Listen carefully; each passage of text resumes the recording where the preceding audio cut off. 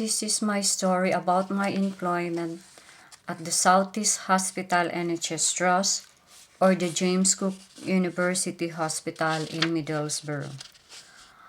I work in the trust as an NVQ trainee. I had medical examination before I started working on the 4th of August. It was confirmed that I was fit to work and I wasn't taking any antidepressant. I worked 30 hours a week without pay. Then on the 4th of December, Southeast Hospital NHS Trust employed me as a part-time permanent employee clerical officer. I had to undergo another medical examination on the 21st of November. Again, I was deemed fit to work and I wasn't taking antidepressant. My workplace was a Portakabin, no window, no ventilation, no heating, patient x-ray packets sticking out in file all over the floor. It was a health hazard and foreseeable accident injuries occurred. I had so many accidents at work. I reported all my accident to my manager, Pamela Mitchell. She refused to file an incident form. I reported my accident to the Occupational Health Department, Phil Waterworth and Susan Hargreaves, both physiotherapists, and also to my GP.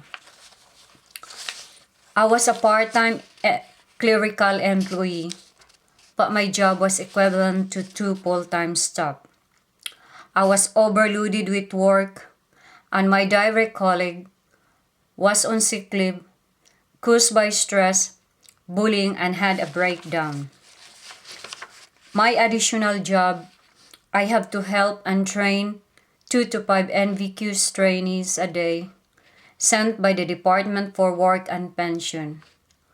During my employment, I trained more than 30 NVQ trainees sent by the Department for Work and Pension.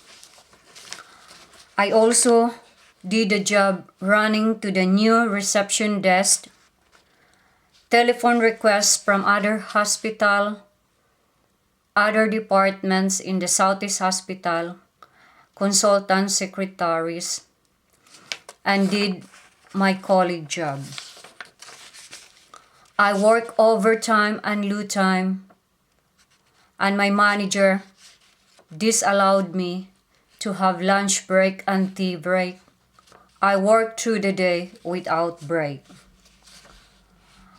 I experienced ringing bells in my ears, dizziness, sickness, because of far too much job, and I have a work-related stress. I complained to my manager, Pamela Mitchell, that the job was far too much.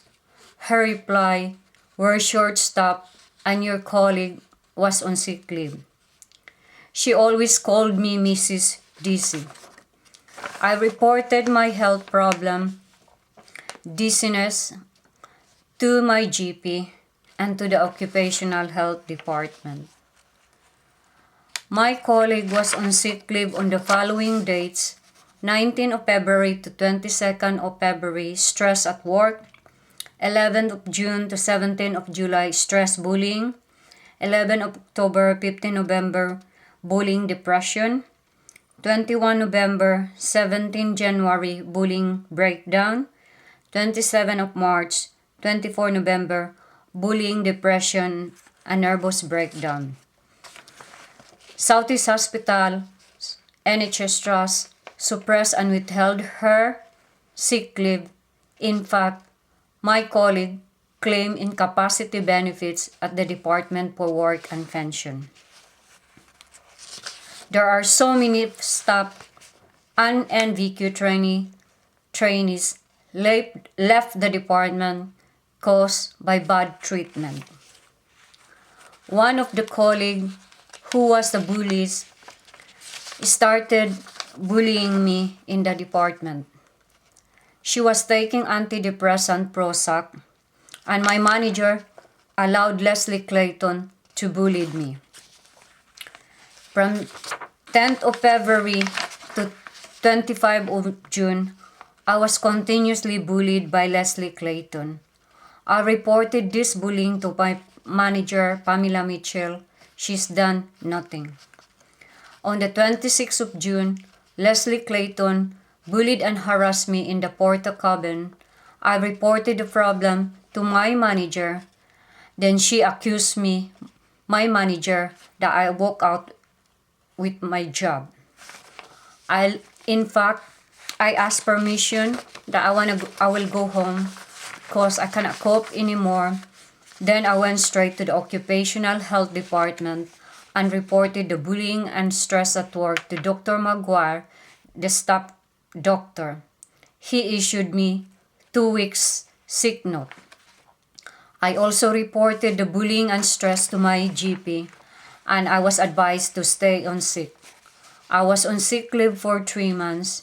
At the same time, I'm attending counseling with Karen Laws, the staff counselor. After 3 months of sick leave caused by bullying and stress, I returned to the R&D filing room. The place was very, very cold, and my office, I have a small heater. My 2 line managers, Pamela Mitchell and Deborah, continuously bullied and victimized me because me and my colleague raised grievance complaint because of bullying and stress.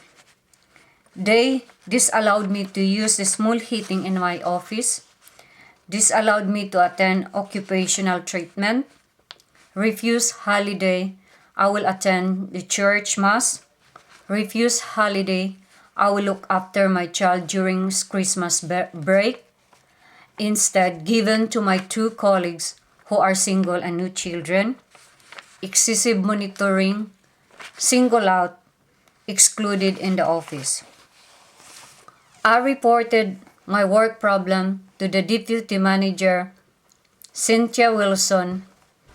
She constantly invited me in her office to have a quick chat.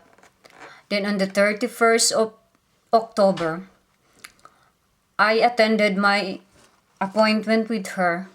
I was so upset, and my conversation is a bit too long, and I noticed that her drawers is slightly open.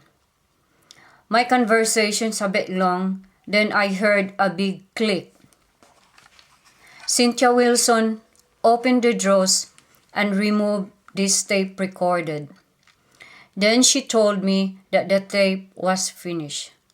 Her face was so blushed, and she secretly recorded all my appointments and all my conversation with her without my consent.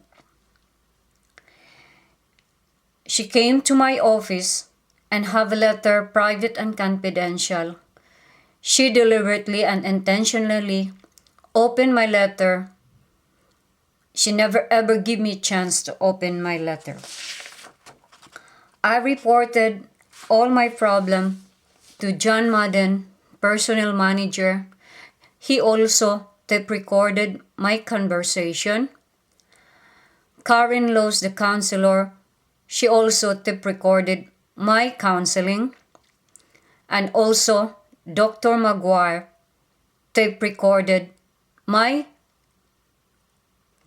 appointment and conversation. All of them recorded my conversation and appointment without my consent. I cannot cope anymore with the bullying and victimization. I was advised to stay gardening leave. On the 26th of December, I collapsed at home and I was very ill.